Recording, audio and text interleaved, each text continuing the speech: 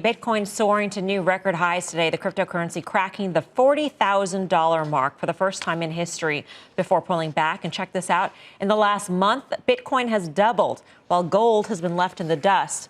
Let's talk more about this big break. Joining us now is Morgan Creek Digital Assets founder Anthony Pompliano. Anthony, Happy New Year. Always great to speak with you. Absolutely. Happy New Year to you, too. JPMorgan came out with a note just the other day. 146,000 was the price target on Bitcoin. And one of their major theses in that note was that it would be a replacement for gold. And I'm just curious because it seems like all of the other bullish reasons behind Bitcoin have disappeared. And now it's primarily the store of value. Can it continue at the pace that you think it should go with just that one thesis? Yeah, I think, look, one of the key pieces here is why is JPMorgan so conservative, right? If you really think about in the technology world, we talk about 10x improvements of products. Bitcoin is at least 10x better than gold in every way.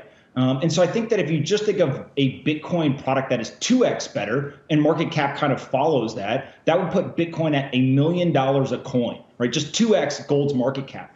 And the key piece here, when I say those numbers, they kind of shock people, but we have to remember that both gold and Bitcoin are sound money principles. Gold is the analog application of sound money principles. Bitcoin is the digital application of sound money principles. And there is not a single digital product that replaced an analog product, but yet is still smaller than those analog products. The digital product is always bigger. And so I think it's a foregone conclusion at this point that not only is Bitcoin's market cap going to flip gold, it's just a question of how much bigger is it going to be? Is it going to be 2x bigger, 5x bigger, 10x bigger? I don't think we know. And the timeline is a question, but it's a foregone conclusion, in my opinion, that not only is Bitcoin a 10x improvement on gold, and the market cap is going to flip it at some point in the future. How does that $1 million price target, if you want to call it that, change? Because right now we're talking about the replacement for gold. In the corporate world, it's also a replacement for cash these days because of what's going on with the U.S. dollar. So is that, would that be a kicker on top of that $1 million price target, which is already so jaw-dropping?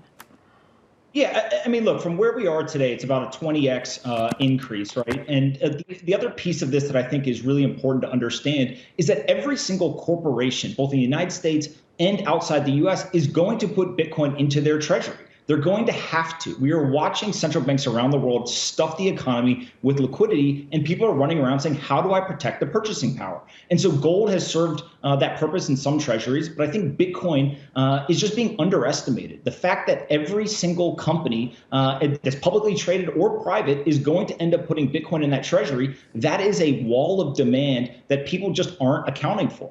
And so as we're seeing today, just Wall Street institutions are showing up yet. Corporations really haven't shown up yet, and Bitcoiners don't want to sell their Bitcoin. And so you have this imbalance between supply and demand, and it's led to this rapid price increase because that's the only way you can accommodate everyone. The Wall Street institutions have to keep bidding higher and higher in order to solicit Bitcoiners to sell that Bitcoin. When the corporations show up, they're going to have to bid it higher and higher. Now, it's important to also talk about there will be volatility along the way. There will be 20, 30% drops. Sometimes they'll be very rapid. Sometimes they may be prolonged.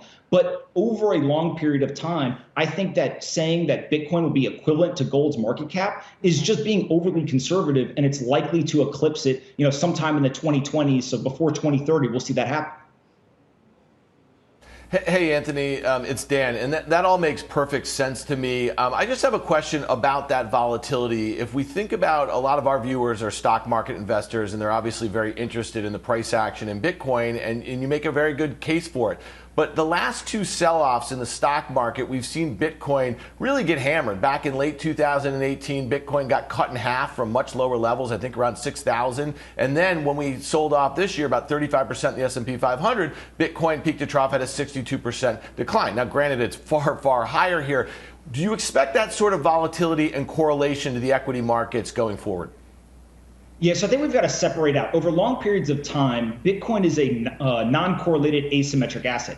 In very short periods of time, so March of 2020 was a great example. During a liquidity crisis, every asset sold off. Gold sold off, equity sold off, Bitcoin sold off. And so I definitely think that there can be levels of correlation in short periods of time where there's liquidity crisis or there's high degrees of uncertainty. But over a long period of time, Bitcoin has proven to be not only non-correlated, but also the fastest horse or the most asymmetric asset available. And so if you're an investor and you're looking to get out of dollars and looking for where to put your money and you don't have exposure to Bitcoin, I think you're making a mistake. How much you should put into Bitcoin, that's, each person is different or each organization, but you've got to get off zero exposure. You've got to get exposure to this asset, and then you've got to have a long time preference, and I think that it'll turn out pretty well for you. Anthony, always great to speak with you. Hope to see you soon. Absolutely. Thanks so much, guys. All right, Anthony Pompliano. Karen, what'd you make of all that? And what would you think if a company that you owned in your portfolio said, we're going to put part of our cash store, let's say it was Apple, into Bitcoin instead of short-term investments or cash? What would you say? I would be a little bit surprised, but how much of it? How much? 2%? 2%, let's say. That wouldn't change what? Yeah, 2%. Let's say 2%. Okay, so let's say 2%. That wouldn't really change the Apple story for me, right? Let's say I thought, wow, they're risking 1 out of that 2%. That's not, if you're in Apple because of a 1%, you expect, so it wouldn't change the story for me. So I do believe that we could start seeing that. Obviously, we've just seen a little bit, right? We've seen Square. But I think we will start to see that. The thing, though, Dan brought up today, that trading today was a little scary for me. 40,000 had hit, I don't know, 40,200 or so, and within minutes had a 36 handle. So that to me sort of looks like a frothy short-term top. But I'm not going to trade around it. I do a terrible job doing that. I'm just going to hold it and let this thing play out. I think there's still more room to run.